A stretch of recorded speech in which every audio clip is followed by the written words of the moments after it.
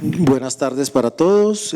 Muchas gracias a los organizadores del evento, a todas las personas que están aquí asistiendo hoy, por esta oportunidad también para compartir con ustedes algunas reflexiones que tienen que ver mucho con mi labor docente aquí en la Universidad del Cauca, pero que viene, digamos, de tiempo atrás, que inicia ya hace muchísimos años este proceso de reflexiones sobre la investigación y sobre la creación en artes plásticas específicamente.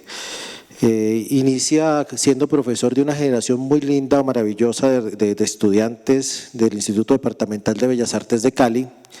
Algunos de ellos han pasado por aquí, por los claustros de la del Cauca, como docentes o como artistas también,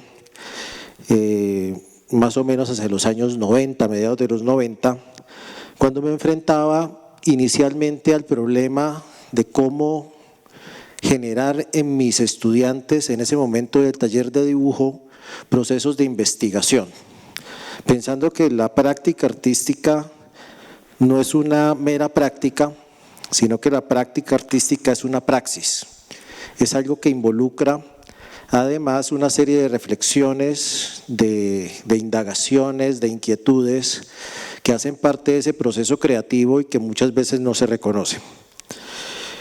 A veces cuando escribo me enfrento al problema de firmar el artículo, o firmar las ponencias, o firmar los títulos que estoy presentando, y esta no es la excepción. No es la excepción porque digamos que es a partir de esas experiencias con estudiantes, tanto de Cali como de acá de Popayán, y especialmente con los de acá de Popayán de la universidad, con colegas, maestros de arte, tanto de aquí como de Cali también, incluso mi compañera también, artista ella, la maestra Vanessa Quintero, que no nos puede acompañar hoy por problemas de salud, y que digamos ha sido partícipe de estos procesos también, pues llego a la situación de plantearme si realmente lo que estoy escribiendo es mío o es de otros, o qué tanto de la experiencia de los otros ha nutrido este proceso de reflexión y de construcción de esto que les voy a comentar hoy. Dentro de esas indagaciones, y casi que al inicio de estas, en el año más o menos de 1996-97, estaba en Cali, me encontré con un artículo que para mí ha sido significativo y el cual sigo trabajando hoy. Es un artículo muy pequeño, es una conferencia realmente que dicta el artista Marcel Duchamp en Estados Unidos, si mal no recuerdo en Austin, Texas, en el año de 1957, y el título del artículo es El acto creativo. Es una muy corta conferencia, pero muy sustanciosa conferencia que él dicta. El audio se consigue por YouTube, si mal no estoy, o en páginas web. El artículo ha sido traducido ya muchas veces también. Este artículo, digamos, me planteó una primera reflexión sobre unas preguntas fundamentales. La primera pregunta que me hacía en ese momento, en los años 90, era ¿cuál es el carácter del proceso artístico? ¿Cuál es el carácter del producto artístico también? ¿Cuál es el carácter de la investigación artística? ¿Es del mismo carácter que las demás investigaciones? ¿Es el mismo carácter de los demás o de los mismos productos o de otros productos de investigación? Y a priori llegaba a la conclusión que no.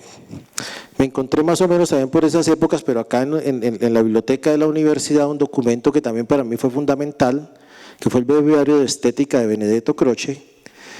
Y Croce empieza su breviario de estética planteando una definición de arte que a mí me gusta mucho. Plantea que arte es todo aquello que todos saben que es. Y él inicia con esta reflexión, porque dice, por lo menos tengo que partir de una definición primaria de un fenómeno para poder abordar el pensamiento sobre ese fenómeno. Lo primero que hace Duchamp, vuelve a Duchamp, aquí está el maestro Duchamp, ¿sí?, es cuestionar la idea del genio del arte. Él plantea al inicio que el arte no es lo llama así, él habla o cuestiona la idea de artista como medium. ¿Por qué plantea o critica la idea de artista como medium? Porque hay una concepción que viene de la estética antigua, que la retoma la estética renacentista y que la encontramos nuevamente en el romanticismo, de que el artista es un iluminado por divinidades. Y lo primero que va a desmontar Duchamp en su artículo es ese concepto, ese juicio o ese prejuicio de que el artista es un iluminado y que trabaja a partir de divinidades. ¿Sí? Lo desmonta planteando que si esto fuera así, el artista no podría ser, primero, ni cuestionado por su labor, y segundo, menos se le podría enseñar arte. Bueno, yo digo que uno puede enseñar arte, ¿sí? Pero digamos que ese proceso de tratar de enseñar arte, por lo menos, carecería de sentido si pensamos que la obra de arte la hace una divinidad a través de un instrumento humano. En ese sentido, Duchamp plantea que la obra de arte es un proceso humano donde el artista recurre a una serie de decisiones, de penurias, de angustias, de circunstancias, de decisiones también muy humanas, que lo llevan a este punto. No sé si tenga este señalador, sí. Por acá, perdón. Bueno, este no tiene, pero yo traje el mío.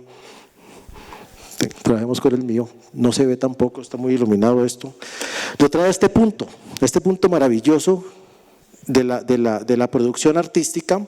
Debo decir que yo no lo llamo creación, precisamente me distancio de la palabra creación, porque la creación es de carácter divino y me gusta más la palabra producción, porque no solamente es más de carácter humano, sino porque también me parece que se asocia con esta sociedad nuestra industrial y capitalista. Este punto me parece maravilloso. Un artista, por lo general, que creo que nos pasa en todas las artes, arranca a partir de lo que yo llamo un pretexto. Ahora volveremos a la idea de pretexto, o sea, un texto previo, que es decidir hacer una obra. No importa el carácter de la obra, uno toma una decisión de hacer una obra, es el pretexto. En ese proceso humano de decisiones, de angustias, de penurias, de situaciones, ¿sí? Duchamp plantea que aparece esto que llama coeficiente de arte y que lo establece como una relación aritmética del carácter X es a Y, donde algo sucede y algo se pierde. Una cosa se pierde. En esa cadena de reacciones, dice él, algo se pierde. Y aparece lo que él denomina como lo no expresado de ese pretexto, pero intentado, y lo que expresó sin intención. ¿Sí? O sea, en ese proceso hay un pretexto, quiero hacer algo, ¿sí? En ese querer hacer algo, de pronto me desvío de mi ruta, ¿sí? Y pierdo parte de eso que iba a expresar inicialmente, ¿sí? Y aparece unos elementos que nunca pensé que iban a aparecer ahí. A eso lo llama Duchamp coeficiente de arte.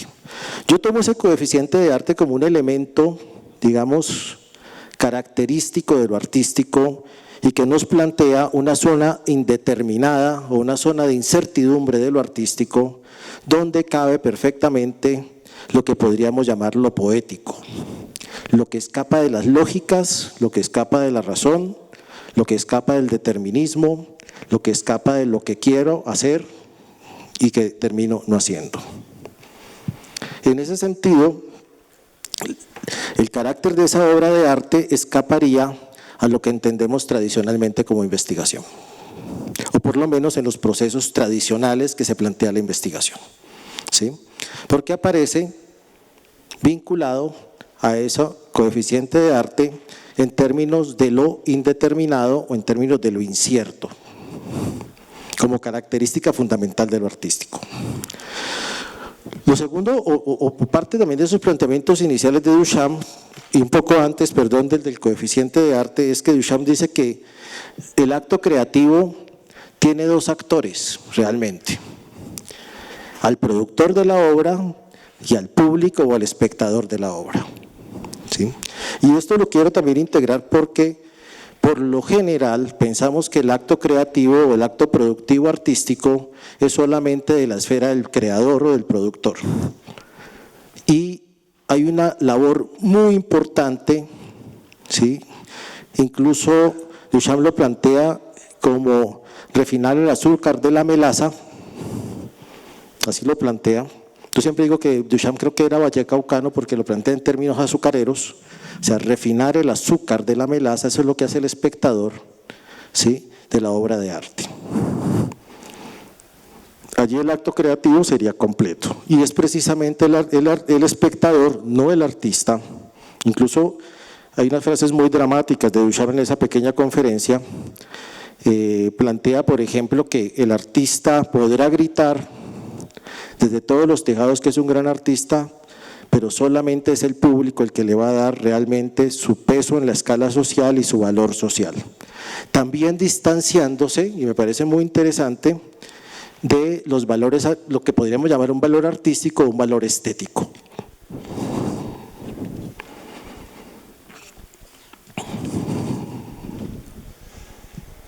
No sé si ¿vamos bien? ¿Sí? Perfecto.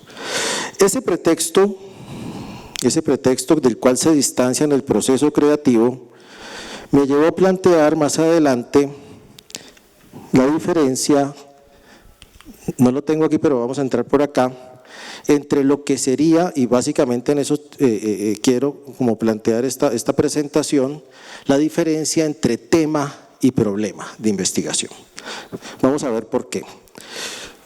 A lo que, digamos, se enfrentan muchos de los estudiantes como principal proceso cuando oriento los talleres de metodología es a ese punto, a definir cuáles son sus temas de investigación o cuáles son sus problemas de investigación.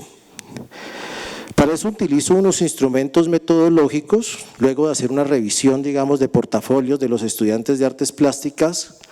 Por lo general lo hacemos cuando estamos en metodología 1, se hace la construcción de ese portafolio, luego se pasa, digamos, a unas reflexiones iniciales y luego quiero presentarles este primer ejercicio que les planteo, no siempre lo planteo, pero lo planteo con cierta frecuencia, y les pido a los estudiantes que describan rápidamente los diferentes aspectos en relación con su obra, que serían básicamente estos que están aquí.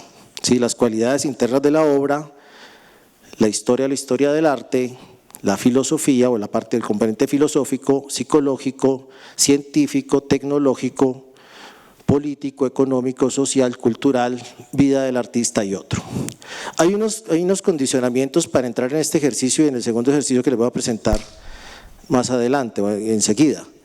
El condicionamiento o la característica fundamental primero es que yo voy a desaparecer de la escena del proceso. Ese es un primer aspecto, o sea, yo no voy a interferir en las respuestas de los estudiantes de ninguna manera. Aquí, digamos, cuando yo presento este ejercicio, les digo, ustedes escriban lo que entiendan, ¿sí? Si no entienden, pregúntense.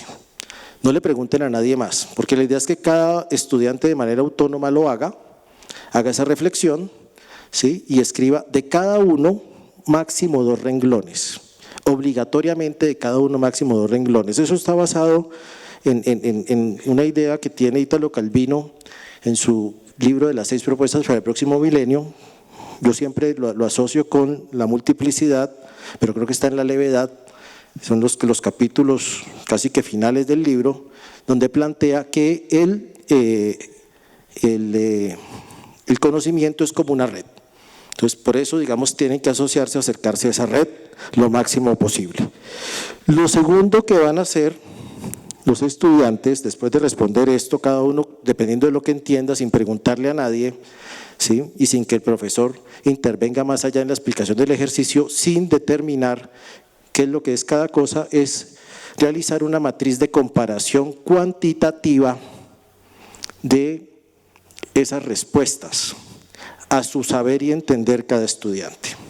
O sea, el estudiante va a cruzar en esa matriz la respuesta A con la B, con la C, con la D, con la E, con la T, hasta la L, y le va a colocar un valor numérico dependiendo si esa esa relación del enunciado A con el enunciado B es débil, fuerte o no hay relación.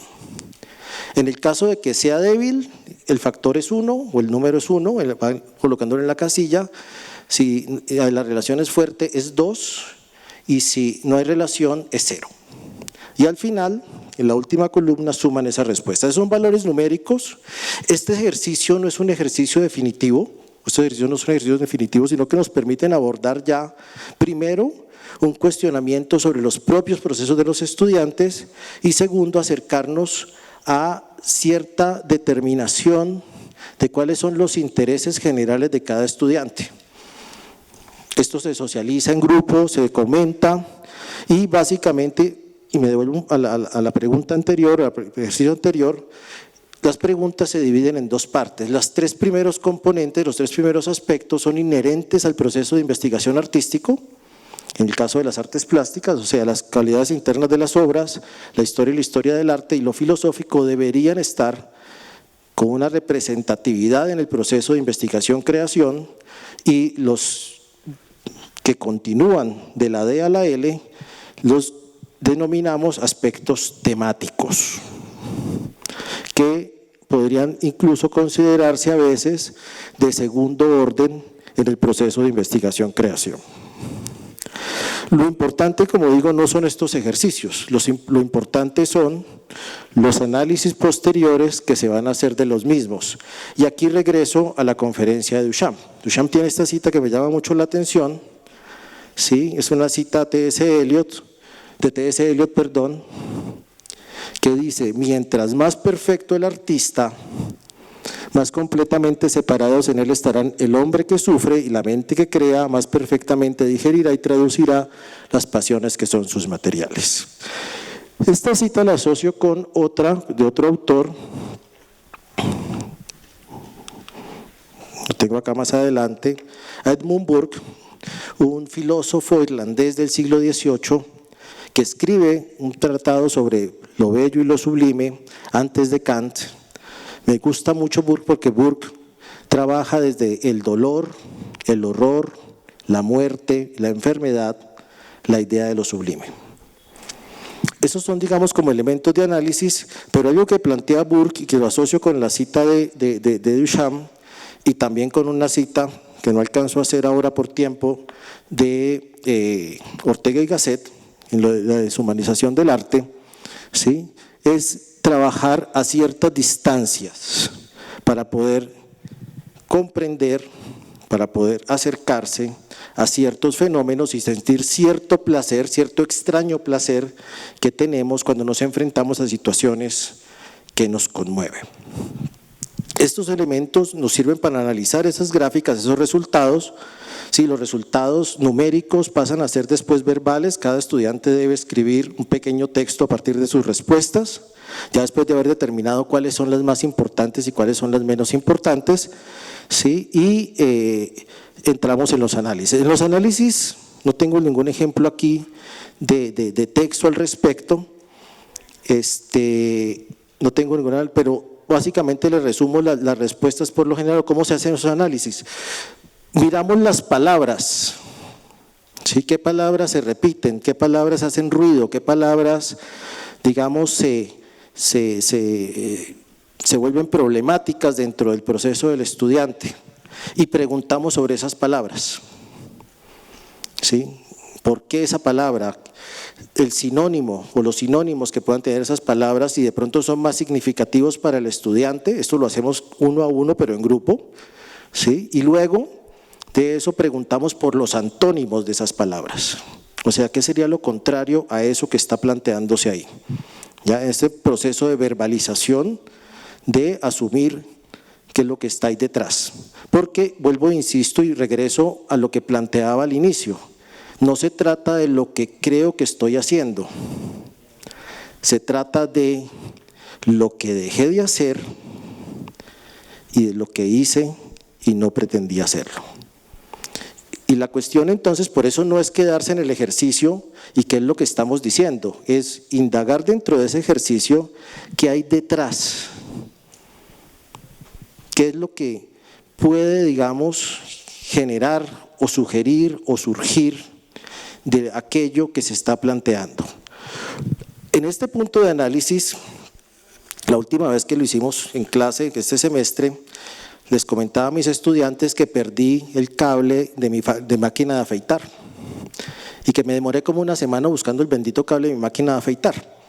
¿Por qué lo cuento? Porque es que uno busca lo que se le pierde. Y la investigación es eso. O sea, nosotros indagamos sobre lo que nos hace falta. Y aquí entra Burke en toda su dimensión para mí, ¿sí? Y es lo que he encontrado, y por eso digo que más de lo que yo pueda decir es lo que los estudiantes, sobre todo esta universidad, me han enseñado a mí.